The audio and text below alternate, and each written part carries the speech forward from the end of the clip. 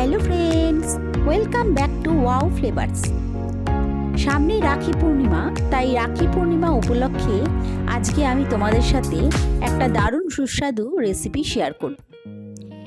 হ্যাঁ, এটা অবশ্যই একটা মিষ্টির রেসিপি, কারণ আমাদের যে কোনো উৎসব মিষ্টি ছাড়া অসম্পূর্ণ। আজকে আমি তাই তোমাদের জন্য খুবই সহজ আর বাড়িতে থাকা কিছু উপকরণ দিয়েই তৈরি করে নেওয়া যাবে এরকম একটা মিষ্টির রেসিপি শেয়ার করব। তাহলে চলো দেখে নিই রেসিপিটা। যে কোনো ভালো উপহারের থেকে যদি কোনো কিছু বানিয়ে নিজের ভাইকে খাওয়ানো যায়, সেটা অনেক বেশি বড় উপহার হয় একটা ভাইয়ের কাছে। তাই আজকে আমরা তৈরি করব মালাইকারি মিষ্টি। এটা বানানোর জন্য আমি নিয়েছি 1 litre cow milk. Cow milk দিয়েই এই মিষ্টিটা ভালো হবে, তাই কাউ মিল্কটাই ব্যবহার করার চেষ্টা করবেন। দুধটা ফুটে উঠলে গ্যাসের ফ্লেম অফ করে 5 মিনিট একটু ঠান্ডা হতে দেব। তারপরে দইটা দিয়ে কাটিয়ে নেব ছানা। আজকে আমি দই দিয়ে ছানা কাটাচ্ছি, তাতে ছানাটা যেমন নরম হবে তেমনি ছানার পরিমাণটাও একটু বেশি হবে। দেখুন ছানাটা কেটে গেছে। এবারে সঙ্গে সঙ্গেই ছানাটাকে ছেঁকে নেব, না হলে ছানাটা শক্ত হয়ে যাবে। একটা বাটির ওপরে একটা ছাঁকনি রেখে তার ওপর একটা নরম সুতির কাপড় দিয়েছি আর ছানাটা এর মধ্যে ঢেলে দিলাম। এবারে বেশ কিছুটা জল দিয়ে ছানাটা একটু ধুয়ে নেব।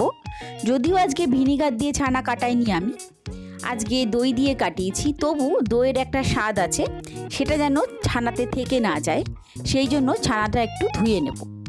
ছানাটা ধোয়া হয়ে গেলে ভালো করে ছানার জলটা বার করে নিয়ে 2 ঘন্টা এইভাবেই ছাঁকনির ওপরে রেখে দেব, তাতে এক্সট্রা জলটা বেরিয়ে যাবে।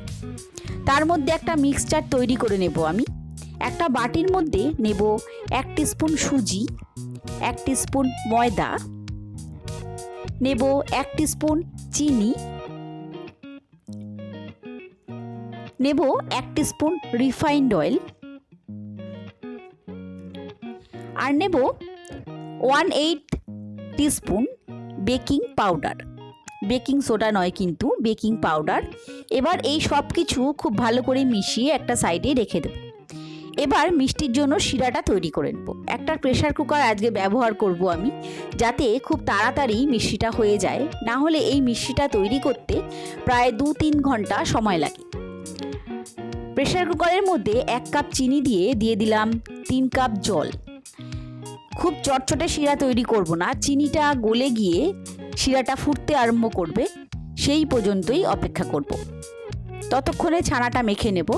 ছানাটা দেখুন নিয়ে নিয়েছি থালার মধ্যে, কি নরম হয়েছে। এবার 5 মিনিট একটু ভালো করে ছানাটাকে মেখে নেব।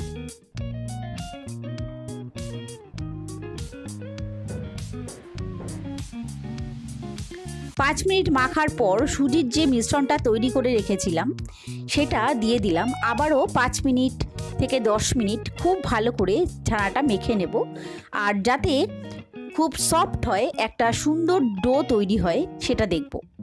দেখুন হয়ে গেছে। 10 মিনিট মাখার পর একটা সুন্দর ডো তৈরি হয়েছে, একদম সফট, কোনো রকম দানা নেই এতে।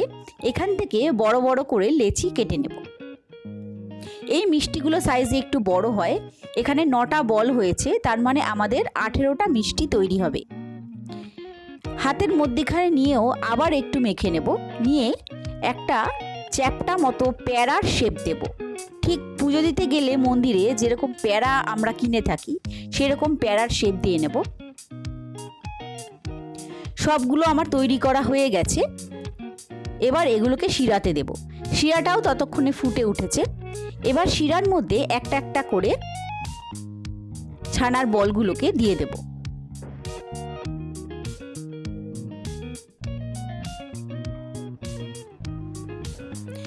প্রেসার কুকারের ঢাকাটা ওপর দিয়ে হালকা করে দিয়ে হাই ফ্লেমে 5 মিনিট রান্না করে নেব। 5 মিনিট পর দেখুন অনেকটাই বড় হয়ে গেছে মিষ্টিগুলো। এবারে প্রেসার কুকারের ঢাকনাটা ভালো করে আটকে একটা সিটি দিয়ে নেব। একটা হুইসেল দেওয়া হয়ে গেলে গ্যাসের ফ্লেমটাকে একদম লোতে করে 40 to 45 মিনিটস রান্না করে নেব। 45 মিনিটস পর গ্যাসের ফ্লেমটা অফ করে দেবো আর প্রেসার কুকারটা একদম ঠান্ডা হলে তারপরে খুলে নেব। দেখুন কি সুন্দর কালার হয়েছে মিষ্টিগুলোর। আমি কোনো রকম ক্যারামেল ইউজ করিনি, তা সত্ত্বেও এত সুন্দর কালার হয়েছে। একদম পারফেক্ট মালাইকারি মিষ্টির কালার এসছে। এবারে এগুলোকে একটা ছাঁকনির উপরে তুলে 10 মিনিট রেখে দেব, তাতে এক্সট্রা যে রসটা আছে সেটা ঝরে যাবে। 10 মিনিট হয়ে গেছে। এবারে এগুলোকে মাঝ বরাবর কেটে নেব। এই সময় ক্যামেরার ফ্রেমটা আমি ঠিকমতো সেট করতে পারিনি বলে ঠিকমতো দেখা যাচ্ছে না, তার জন্য আমি দুঃখিত। আপনারা নিশ্চয়ই দেখে বুঝতে পারছেন আমি কিভাবে কেটেছি।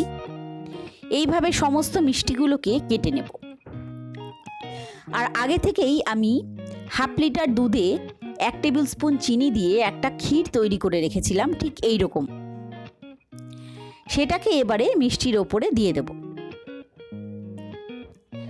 এটা দেওয়া ছাড়াও কিন্তু মিষ্টিটা খুবই টেস্টি, তবুও এটা দিতেই হবে। মালাইকারি মিষ্টির এটাই বিশেষত্ব। সবগুলোতে দেওয়া হয়ে গেছে ক্ষীর। এবারে এর ওপর দিয়ে দেব গ্রেট করা মাওয়া। এটাও আমার বাড়িতে তৈরি করা মাওয়া। আমার চ্যানেলে এই মাওয়ার রেসিপিটাও আছে, আপনারা চাইলে দেখে নিতে পারেন। তাহলে রেডি হয়ে গেল মালাইকারি মিষ্টি। তাহলে এই রাখি পূর্ণিমায় অবশ্যই নিজের হাতে এই মিষ্টিটা বানিয়ে ভাইকে অবাক করে দিন। দেখবেন আপনার ভাইয়ের কোনো দামি উপহারের থেকে এটা অনেক বেশি ভালো লাগবে। আমার রেসিপি যদি ভালো লাগে তাহলে অবশ্যই আমার চ্যানেলের বন্ধুরা লাইক, কমেন্ট, শেয়ার করবেন। আর আমার চ্যানেলে যদি নতুন বন্ধু হয়ে থাকেন তাহলে আমার চ্যানেলটা সাবস্ক্রাইব করে নেবেন আর পাশে থাকা বেল আইকনটা প্রেস করে নেবেন। তাতে প্রত্যেকটা নতুন ভিডিও নোটিফিকেশান আপনার কাছে পৌঁছে যাবে সবার আগে। সবাই ভালো থাকবেন, সুস্থ থাকবেন। আবার দেখা হবে নতুন কোনো রেসিপি নিয়ে।